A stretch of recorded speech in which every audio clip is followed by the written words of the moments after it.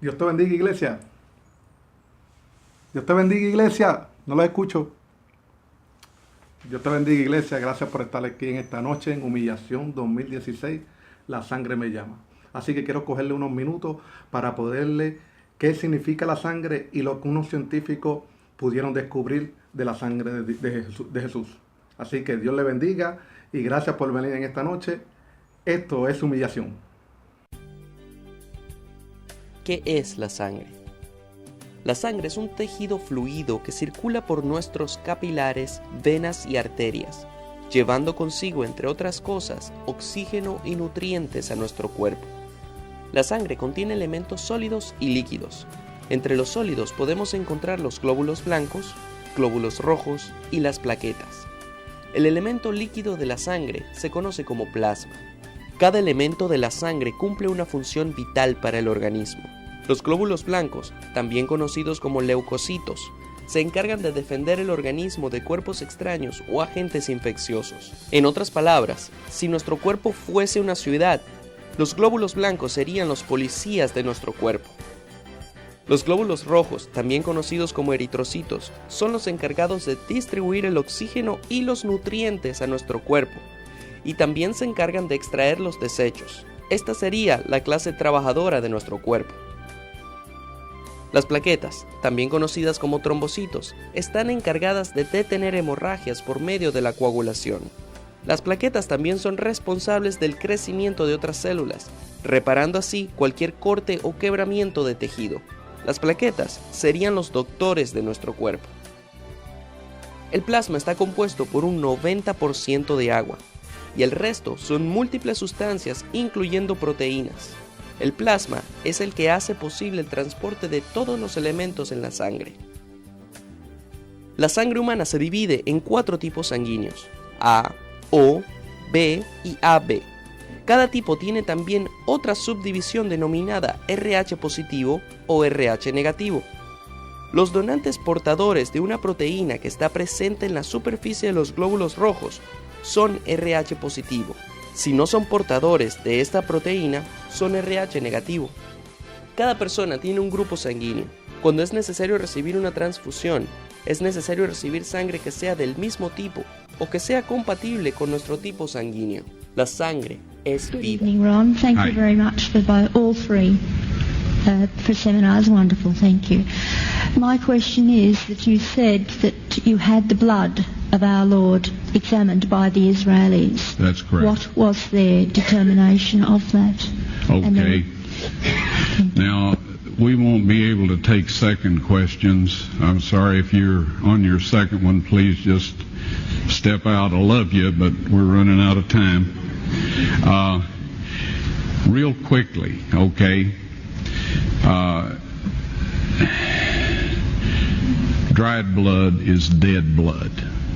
Everybody knows that, all right? They can test the blood of the pharaohs, the mummies of the pharaohs, all right? There's certain things they can do. They cannot get a chromosome count by any method I'm familiar with, all right? Things keep changing. I don't profess to know everything.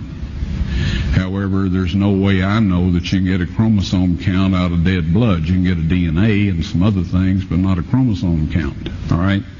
That's done by living white blood cells. Now then, first of all, in this analysis, I took the blood into a laboratory in Israel. I asked one of the people I work with in antiquities, where is a good laboratory that does reliable work? And they said, such and such, such and such. I took it. I just said, please examine this blood and tell me what you can tell me about it. All right? They said, well, look, we're going to reconstitute it. We're going to put it in normal saline and keep it at body temperature for 72 hours with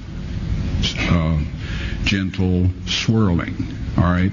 That's their business. That's great. I said, now I want to be there when you check it out. They said, fine. So I was back. They checked it out. I said, now, they said it's human blood. We can tell that. They did whatever tests they need to do. And then I said, take some of the white blood cells and put them in a growth medium and keep them at body temperature for 48 hours. And they said, well, that'll do no good because it's dead blood. I said, would you please do that for me? And they said, okay, we'll do it. So anyway, I said, I want to be there when you take it out and examine it. So I was back there. They took it out, examined it under a microscope, and the one technician called the other one over there, and then they called the boss over there, and they were talking Hebrew a mile a minute there for a little bit, and they looked at me and they said, Mr. Wyatt, this human blood only has 24 chromosomes in it. Everybody else has 46. You see, 23 from your mother, 23 from your father, 22 autosomes from your mother, 22 autosomes from your father. You get an X from your mother, you may get an X or a Y from your father, all right? This blood had 23 chromosomes from the mother's side, one Y chromosome only. You see, the child could not have developed if they hadn't had the autosomes from the mother. So all of his physical characteristics were determined by his mother's side of the family, her autosomes. His maleness was determined by this one Y that came from a source, not a human male. Then they said, this blood is alive. And then they said, whose blood is this?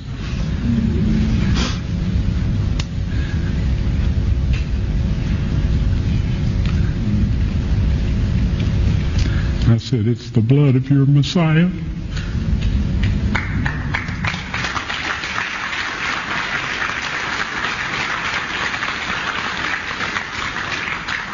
And I assure you, those men's lives have changed.